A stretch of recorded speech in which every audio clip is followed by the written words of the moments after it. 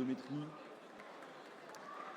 Et je ne compte plus les années où RCVA a défendu les couleurs de la France à Eurobot avec brio. On a ici une façon de déposer qui est et une capacité d'emport qui est dingue. La dépose est très originale, ce sont les seuls, je crois, à déposer cette espèce de forme un peu losange. Et je m'attends à voir beaucoup de choses, puisque malheureusement, Théo Robia n'est pour l'instant pas sorti de sa zone. Donc c'est tant mieux quelque part pour RCVA, mais ça va être compliqué pour Théo Robia. Nous avons RCVA qui a déposé 4 éléments jaunes devant ses PAMI.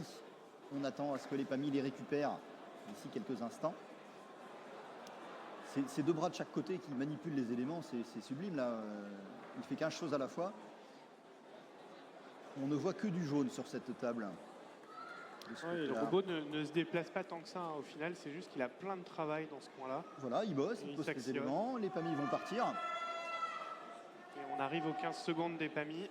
Et les PAMI emportent avec eux des éléments pour aller positionner les zones. On va avoir un score très probablement très élevé sur ce terrain.